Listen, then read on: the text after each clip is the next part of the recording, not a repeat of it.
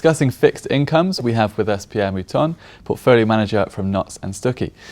Pierre, there are a substantial amount of economies either on zero interest rates or even negative. So what is the impact on the markets? Well, it is a very strange situation that has not been very frequent in history, I think. It has many consequences. I mean, on one side, it's very positive because it can help indebted countries or indebted corporates to lower the interest rates charge. It can help also the investment because the cost of borrowing is very low, so that can help investment as well. So I think it should be good in theory for the economy. On the contrary, what worries me with negative interest rates or zero interest rates is that in some cases probably you maintain alive corporates that should disappear, or these corporates that are very bad run or eventually too much indebted.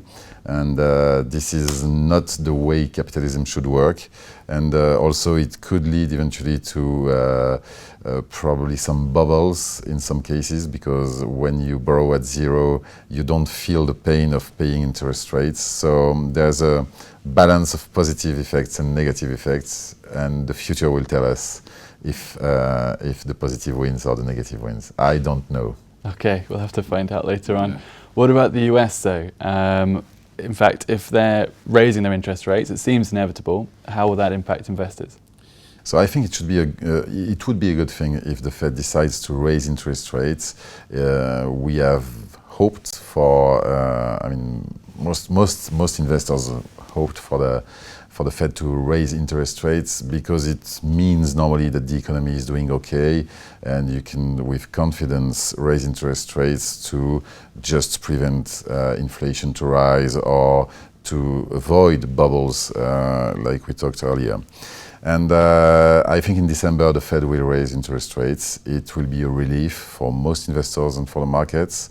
And then it will depend on the pace of the rise in interest rates in 2016. And then again, I don't know, but it will probably be very tame. Okay. And lastly, put quite simply, is there any pocket of value in the fixed income market at the moment? So it's very difficult to find, as we said earlier, with negative or zero interest rates in many parts of the world. So you have to, in order to generate yield, which is the way fixed income markets are supposed to be, you either have to be very long duration, and in this case you run a big risk, or you have to be very risky in terms of credit to get, which means going into high yield or emerging markets. So these are two proposals that I don't like very much, because it's not the way I see fixed income markets. Fixed income markets are supposed in a portfolio to be the conservative part, in my view. And in this environment, there are still some pockets of value.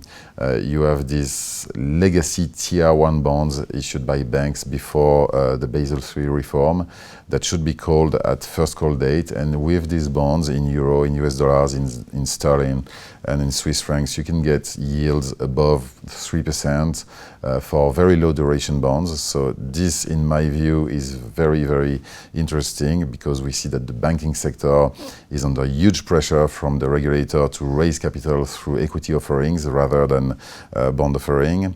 And otherwise, I like quite much the five-year US Treasury, because once again, as we said earlier, we don't think at Notz Stucki that the Fed will raise rates very rapidly. So this part of the US yield curve with a 1.5 to 1.6% yield is quite attractive in my view, because you will roll down the curve. It's very steep at that in this part of the yield curve, and you get probably quite protected from